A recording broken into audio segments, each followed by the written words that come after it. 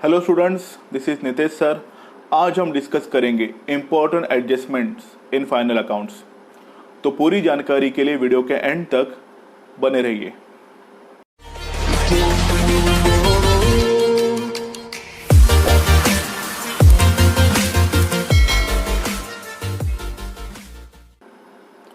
तो चलिए student start करते हैं important adjustments in final accounts.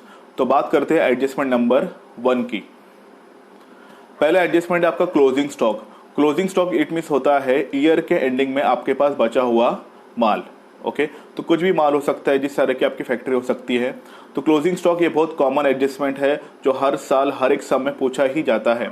तो देखते हैं उसके इफेक्ट्स क्या होते हैं। देखते हैं पहला इफेक्ट देखने से पहले देख सकते हैं एग्जाम में आपको दो टाइप की प्राइस दी होती है। एक होती है मार्केट प्राइस, फॉर एग्जांपल 78,000 है, और एक होती है कॉस्ट प्राइस 70,000।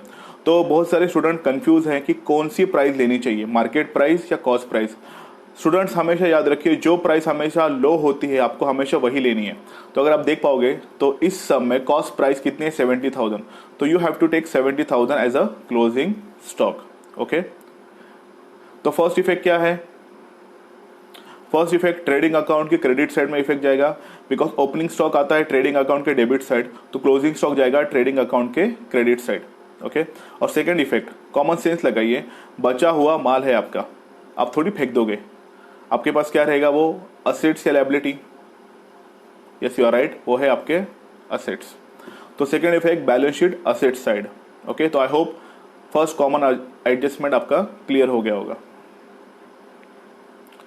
नेक्स्ट बात करते हैं एडजस्टमेंट नंबर 2 की, आउटस्टैंडिंग एक्सपेंसेस। आउटस्टैंडिंग एक्सपेंसेस मतलब ऐसे एक्सपेंसेस जो आपको पे करना बाकी है। ओके, फॉर एन एग्जांपल, अभी आप 12th में हो, 12th की फीस 17,000 है कॉलेज की, और आपने पे किया है 15,000। ओके, मतलब 2,000 अभी भी बैलेंसिंग है, उसी को हम कहेंगे आउटस्टैंडिंग एक्सपेंसेस। ओके, तो आउटस्टैंडिंग एक्सपेंसेस के कुछ इफेक्ट देख लेते हैं एग्जाम्पल के साथ। आउटस्टैंडिंग एक्सपेंसेस क्या क्या हो सकते हैं एग्जाम में आपको? रेंट हो सकता है, वेजेस हो सकता है, या फिर सैलरी। तो first effect add to concern expenses, मतलब सबसे पहला आउटस्टैंडिंग का इफेक्ट होता है आपको उस एक्सपेंसेस में ऐड करना है। क्यों? बिकॉज कॉलेज की फीस 17 थी, आपने की 15 पे, मतलब आपको 2,000 पे करनी पड़ेगी, मतलब 15 प्लस 2 हो जाएंगे 17। तो फर्स्ट इफेक्ट है आपको उस एक्सपेंसेस में उतनी अमाउंट क्या करनी है, ऐड करनी है। तो फर्स्ट इफेक्ट देखिए, रेंट है 2,000 रुपीज़, आउटस्टैंडिंग कितना है 500 rupees, so 2,000 plus 500 it will become 2,500 rupees. Okay, तो 500 रुपीज़ आपको पे करना बाकी है। तो आपके लिए क्या है, सोचिए ना आप, आपके लिए असेट्स है कि लायबिलिटी है? यस यू आर राइट, आपके लिए क्या है वो, लायबिलिटी। तो second effect balance sheet liability side. Okay students, next देखते हैं एडजस्टमेंट नंबर 3 क्या है, prepaid expenses. Prepaid expenses means क्या होता है, ऐसे एक्सपेंसेस जो आपने इस साल एडवांस में पे कर दिए नेक्स्ट ईयर के। फॉर एन एग्जांपल, करंटली आप 12th में हो, ओके, और अपने 13th की फीस भी एडवांस में पे करके रख दिए, उसी को हम कह सकते हैं प्रीपेड एक्सपेंसेस। तो अकाउंट का रूल क्या कहता है कि आप पे तो कर सकते हो, पर अकाउंट में सिर्फ दिखा सकते हो करंट ईयर की चीज़ें, बिकॉज हम सिर्फ अकाउंट बनाते हैं फाइनल अकाउंट 1 ईयर का। ओके, तो क्या क्या हो सकते हैं, रेंट, वेजेस, सैलरी आपको एग्जाम में आ सकती है प्रीपेड के लिए। तो फर्स्ट इफेक्ट क्या है, लेस फ्रॉम कंसर्न एक्सपेंसेस। बहुत स्टूडेंट कंफ्यूज होते हैं, आउटस्टैंडिंग याद रखना ऐड करना है, और प्रीपेड दिखाना नहीं है। नहीं है मतलब आपको क्या करना पड़ेगा, उस एक्सपेंसेस से आपको माइनस करना पड़ेगा। ओके, तो देखिए सैलरी कितनी थी 5,000, प्रीपेड कितनी थी 1,500, तो एक्चुअल कितना हो गया 3,500। ओके, तो 1,500 आपने लेस कर दिया। क्यों? क्योंकि आप वो शो नहीं कर सकते। अब एक कॉमन सेंस लगाइए, अपने 12th में रहकर 13 की फीस एक्स्ट्रा भर के रखी है। ओके, कितना, सपोज 1,500, तो आपके लिए क्या है, वो कैश है, और कैश आपके लिए क्या होता है, second effect balance sheet asset side. Okay, बढ़ते हैं आगे। नेक्स्ट है adjustment number 4, depreciation. Depreciation means क्या होता है, decrease the value of fix assets. Suppose आपने आज मोबाइल एक परचेज किया, उसकी वैल्यू है 20,000 रुपये। एक महीने बाद उसकी वैल्यू अगर आप बेचने जाओगे तो 20,000 आएगी क्या? नहीं, आपको आएंगे 15,000, 14,000, उतने आपको आ सकते हैं। तो डेप्रिसिएशन मीन्स होता है असेट्स की वैल्यू जब कम होती है, उसी को हम कहते हैं अकाउंट की भाषा में डेप्रिसिएशन। तो फर्स्ट इफेक्ट क्या हो सकता है, वैल्यू लेस करनी पड़ेगी। एग्जांपल है प्लांट है, मशीनरी है, फर्नीचर के ऊपर हम लोग डिप्रिसिएशन चार्ज करते हैं। तो first effect, less from concern assets, आपको उस असेट्स में से उतनी वैल्यू कम करनी है डिप्रिसिएशन की। फॉर एन एग्जाम्पल देखिए, फर्नीचर कितना दिया, 80,000, ओके, डिप्रिसिएशन 10%। याद रखिए कोई भी अमाउंट का अगर आपको 10% निकालना बोलेगा तो उस अमाउंट का एक जीरो आपको बंद करना है। तो 80,000 का 10% 8,000, 70,000 का 7,000, 5,000 का आएगा 500। तो 10% बोला है तो एक जीरो आपको क्या करना पड़ेगा, कम। तो 80,000 में से अगर 8,000 माइनस हो गए तो एक्चुअल वैल्यू कितनी है, 72,000। ओके, अभी आप सोचिए फर्नीचर की वैल्यू 80,000 थी, उसका वैल्यू अभी करंट हो गई है 72,000। तो ये 8,000 का आपको क्या हुआ, प्रॉफिट हुआ या लॉस हुआ? यस यू आर राइट, आपको क्या हुआ होगा, लॉस। और लॉस हम कहाँ रिकॉर्ड करते हैं, second effect, profit and loss account, debit side. Okay students, बढ़ते हैं एडजस्टमेंट नंबर 5 की तरफ। बिल्स रिसीवेबल डिसऑनर, मतलब आपको बिल का पैसा आने वाला था पर बिल कैंसिल हो गया, मतलब सामने वाले ने आपको पैसा पे नहीं किया। तो first effect, less from bill receivable, उस बिल रिसीवेबल का पैसा नहीं आने वाला तो हमने क्या कर दिया, उतनी वैल्यू माइनस कर दिया। एग्जाम्पल देखिए 12,000 का बिल था, डिसऑनर कितने का हो गया, 4,000 का। तो 12 में से 4 गए, कितने बच गए, 8,000 के बिल आपके पास अभी भी दूसरे बाकी हैं। अभी कॉमन सेंस सी बात है, सामने वाले ने आपको पैसा नहीं दिया। फॉर एन एग्जाम्पल आपके फ्रेंड ने आपको पैसा नहीं दिया, आज जो देने वाला था, उसने बोला अरे नहीं दे पाऊंगा यार, ऐसा वैसा कुछ रीजन बता दिया, तो आप उसको छोड़ दोगे नहीं, 2-3 दिन के बाद आप कभी ना कभी उससे पैसा वसूल करोगे। ओके, तो सेकेंड इफेक्ट आता है ऐड टू डेटर, डेटर में आपको क्या करना पड़ेगा, ऐड करना पड़ेगा। ओके, नेक्स्ट है एडजस्टमेंट नंबर 6, बात करते हैं क्या है, goods destroyed by fire and insurance claim received. बहुत स्टूडेंट इस एडजस्टमेंट में कंफ्यूज होते हैं। देखते क्या है, goods destroyed by fire, goods fire की वजह से जल गए, ओके, और इंश्योरेंस कंपनी ने आपको कुछ ना कुछ पैसे दे दिया, उसी को हम कहते हैं इंश्योरेंस क्लेम। तो याद रखिए जब भी गुड्स जल गए, चोरी हो गए और इंश्योरेंस कंपनी ने अगर आपको पैसा दिया है तो ऐसे एडजस्टमेंट के 3 इफेक्ट आते हैं students. Okay, first effect, good destroyed by fire, suppose 30,000 एक एग्जांपल लेते हैं। तो जब भी बिजनेस से गुड्स जाते हैं तो हम पोस्टिंग कहाँ करते हैं, ट्रेडिंग अकाउंट के क्रेडिट साइड। ओके, तो फर्स्ट इफेक्ट उधर जाएगा। सेकेंड देखते हैं, आपको सपोज इंश्योरेंस क्लेम मिल गया 22,000 का, 30,000 का लॉस हुआ और सामने वाले इंश्योरेंस कंपनी ने आपको 22,000 एज ए कैश दे दिए। तो कैश आपके लिए क्या है, असेट्स है कि लायबिलिटी है? Yes you are right. Second effect, balance sheet asset side 22,000। अभी आप कंपेयर कीजिए, 30,000 का गुड्स जल गया, 22,000 आपको मिले, मतलब कितने पैसे आपको नहीं मिले अभी तक, 8,000 रुपए। तो 8,000 रुपए आपके लिए क्या है, लॉस। ओके, तो third effect, loss by fire 8,000 का, प्रॉफिट एंड लॉस अकाउंट के डेबिट साइड। ये थे 3 इफेक्ट। ओके स्टूडेंट्स, बढ़ते हैं आगे। एडजस्टमेंट नंबर 7 क्या है देखते हैं, goods distributed as free sample. Suppose आपकी कंपनी मार्केट में नहीं आई है तो आपने क्या कर दिया, मार्केटिंग प्रमोशन के लिए बहुत सारे लोगों को अपने गुड्स फ्री में बांट दिए। ऑलरेडी मैंने कहा था बिजनेस से गुड्स जाएंगे तो फर्स्ट इफेक्ट कहाँ आता है, ट्रेडिंग अकाउंट की क्रेडिट साइड। ओके, सपोज आपने 500 सिम कार्ड फ्री में बांट दिए तो आपके लिए क्या है वो, प्रॉफिट या लॉस?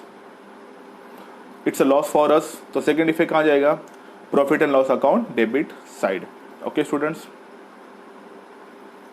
बढ़ते हैं आगे। Adjustment number 8, rent received in advance. अभी थोड़ा पोजीशन चेंज करते हैं। अभी आपने रेंट रिसीव किया है, किसी दूसरे से आपने रेंट रिसीव किया है। ऑलरेडी मैंने कहा आप पैसा तो ले सकते हो, पे भी कर सकते हो नेक्स्ट ईयर का, ओके, पर आप शो सिर्फ कर सकते हो करंट ईयर का। तो रेंट रिसीव्ड इन एडवांस, तो जो भी एडवांस में आया है उसको आप शो नहीं कर सकते, आप सिर्फ शो कर सकते हो करंट ईयर का पैसा। तो first effect, less from concern income, तो जो भी करंट ईयर की इनकम है उसमें से जो नेक्स्ट ईयर का पैसा है वो आपको क्या करना पड़ेगा, माइनस। एग्जाम्पल देखते हैं, 8,000 का रेंट था, प्री रिसीव रेंट आपने कितना एडवांस में लेके रखा है, 2,000। तो 8,000 में से 2,000 गए तो आउटर कॉलम में कितने आएंगे, 6,000। ओके, तो 2,000 सामने वाला आपसे कभी ना कभी मांग तो सकता है ना, क्योंकि आपने एडवांस में रिसीव करके रखे हैं। तो आपके लिए क्या है वो, असेट्स है कि लायबिलिटी है? Yes students, you are right, आपके लिए क्या है वो, लायबिलिटी। तो second effect, balance sheet liability sides. Okay, next है बैड डेट का फॉर्मूला। बहुत सारे स्टूडेंट्स यहाँ भी कंफ्यूज होते हैं। बैड डेट का फॉर्मूला कॉमन एडजस्टमेंट में आता ही आता है, तो कुछ चीज़ें मैं बता देना चाहता हूँ। याद रखिए, old bad debts, old RDD, जितनी भी ओल्ड चीज़ें होती हैं वो मिलेंगी आपको ट्रायल बैलेंस के डेबिट में, ओल्ड बैड डेट मिलता है, और ओल्ड आरडीडी ट्रायल बैलेंस के क्रेडिट में। ओके, और new bad debt, new RDD हमेशा आपको मिलेंगे एडजस्टमेंट्स में। याद रखिए, न्यू चीज़ें एडजस्टमेंट में, ओल्ड चीज़ें बॉक्स में, मतलब ट्रायल बैलेंस में। ओके, तो देखिए कुछ फॉर्मूला आपको दिया है। ओल्ड बैड डेट कितना दिया है? 300, कहाँ मिलेगा? ट्रायल बैलेंस के debit side, plus new bad debt suppose 400 adjustment में मिलेगा, प्लस उसके ऊपर new RDD 600। Old bad debt मतलब आपका पैसा सामने वाला उतना देने वाला नहीं है। न्यू बैड डेट मतलब आपको और एक झटका लगा, और एक फ्रेंड पैसा देने नहीं वाला। New RDD reserve for doubtful debt, मतलब आपको कुछ लोगों के ऊपर डाउट है, इतने भी पैसा देने नहीं वाले। मतलब अगर हम काउंट करेंगे तो आपको 3 झटके लगेंगे, ओल्ड और 2 न्यू। तो कितने झटके हो गए? 300 प्लस 400 प्लस 600, टोटल हो गए 1300। ओके, तो आपको उसको कंपेयर करना है ओल्ड आरडीडी के साथ। ओके, और ओल्ड आरडीडी कितनी है? 600। तो 1300 में से 600 के कितने बचेंगे? 700। और इसकी पोस्टिंग आप करोगे profit and loss account debit side. याद रखना, ये पोस्टिंग तभी करना जब ये स्टार्टिंग के जो तीनों की टोटल ज़्यादा होगी, मतलब old bad debts, new bad debts और न्यू आरडीडी की अगर टोटल ज़्यादा होगी तभी आपको ये पोस्टिंग करना है। याद रखिए, एग्जाम में 90% सम ऐसे ही आता है, पर अगर कभी कभी क्या होता है, इन तीनों की टोटल छोटी होती है, तो उस वक्त आप क्या करोगे? तो मैंने देखिए रेड लाइन में मेंशन करके रखा ही है, if old bad debt plus new bad debt plus new RDD is greater than old RDD. अगर ये तीनों की टोटल बड़ी है जैसे बॉक्स की तरह, तो आपको क्या करना है? प्रॉफिट एंड लॉस अकाउंट के डेबिट साइड में पोस्टिंग करनी है। अगर ऐसा ना हो तो वाइस वर्सा, मतलब प्रॉफिट एंड लॉस अकाउंट की क्रेडिट साइड में आपको जाना है, और यही फॉर्मूला आपको रिवर्स करना है। मतलब सबसे पहला ओल्ड आरडीडी आएगी और फिर वो तीनों लोग आएंगे। ओके स्टूडेंट्स, फिर बात करते हैं जो भी बैड डेट है आरडीडी का झटका कहाँ लगता है? डेटर्स को। सपोज डेटर कितने? 50,000, उसमें से लेस न्यू बैड डेट कितने हो गए? 400। 50 में से 1000 में से 400 गए तो कितने बचेंगे? 49,600, और लेस न्यू आरडीडी 600 हो गए तो आएंगे टोटल आउटर कॉलम में 49,000। ओके स्टूडेंट्स, तो चलिए स्टूडेंट्स बात करते हैं एडजस्टमेंट नंबर 9 की। क्या दिया है? Salary commission to partner. Suppose हम कुछ पार्टनर्स को सैलरी देते हैं और कमीशन देते हैं, तो कॉमन सेंस लगाइए ना, तो आपके लिए क्या है? प्रॉफिट है कि लॉस है? यस यू आर राइट, आपके लिए क्या है? लॉस है। तो फर्स्ट इफेक्ट देखते हैं। तो first effect profit and loss account debit side, because it's loss for us. अगर हमारे लिए लॉस है तो उनके लिए क्या है? प्रॉफिट है। तो सेकेंड इफेक्ट पार्टनर्स कैपिटल और करंट अकाउंट क्रेडिट साइड, क्योंकि एग्जाम में आपको दोनों में से एक बनाने बोलेगा। पढ़ते हैं आगे। Adjustment number 10, stock market price of ₹84,000। Suppose stock की प्राइस कितनी दी है? 84,000। आगे, which was 20% above it's cost price, मतलब 84,000 से 20% ज़्यादा उसकी क्या है? कॉस्ट प्राइस है। तो ऐसे ये लाइक हिडन एडजस्टमेंट होता है, पर ये एडजस्टमेंट ना सम के नीचे आता है। तो ऐसे टाइप में आपको और एक प्राइस निकालनी पड़ेगी। तो वो कैसे कैलकुलेट करते हैं, आओ देखते हैं। तो आपको क्या करना है? 84,000 मल्टीप्लाई बाय 100 डिवाइड बाय 120। याद रखना 20% अबो कॉस्ट बोला है तो 120 नीचे आएंगे। ओके, अगर 110 बोला होगा तो 120 की जगह 110 आएंगे। ओके, तो अगर हम लोगों ने प्रॉपर कैलकुलेशन किया तो अमाउंट कितना आता है? 70,000। और ऑलरेडी मैंने वीडियो के स्टार्टिंग में आपको कहा हमेशा आपको कम वाली वैल्यू लेनी है। तो 84,000 और 70,000 में सबसे छोटी वैल्यू कौन सी है? 70,000। और फर्स्ट इफेक्ट कहाँ जाता है आप सबको पता ही है, ट्रेडिंग अकाउंट की credit side. Second effect balance sheet asset side, simple है। बढ़ते हैं आगे। Adjustment number 11, suppose ₹3,500 spend for repairs. आपने 3,500 रिपेयर्स के लिए खर्चा किए। To building, okay, is debited to building account, मतलब 3,500 रुपये रिपेयर्स के लिए खर्चा किए, पर आप गलती से अपने उसका जो अमाउंट है कहाँ डेबिट किया? मतलब इंक्लूड किया बिल्डिंग में। मतलब एक मैं आपको सिंपल से एग्जांपल दूं, जैसे सी डिवीजन वाला लड़का ए में चला गया, तो आप क्या करोगे? उस डिवीजन में से उस लड़के को निकालोगे, मतलब सी डिवीजन वाले को जो ए में गया है गलती से, उसको पहले ए से बाहर निकालोगे और उसको फिर से सी में डालोगे। वही यहाँ करना है। तो 3,500 गलती से कहाँ चला गया है? बिल्डिंग में। तो सबसे पहले उसको बिल्डिंग में से बाहर निकालो। तो first effect less from building, अगर बिल्डिंग में से बाहर निकालो तो उसको कहाँ ना कहाँ तो ऐड करना पड़ेगा। Second effect profit and loss account debit side, उसको उसके ओरिजिनल जगह पे डालो और वहाँ आपको लिखना है right as a repairs. Okay students, adjustment number 12 की बात करते हैं। Goods withdraw by partner 7,000 for personal use but not recorded in this books. Okay, 7,000 एक पार्टनर से निकाल के लेके गया और उसने उस बुक्स में रिकॉर्ड नहीं किया। ओके, ऑलरेडी मैंने कहा बिजनेस से गुड्स गए तो फर्स्ट इफेक्ट कहाँ आता है, ट्रेडिंग अकाउंट के क्रेडिट साइड।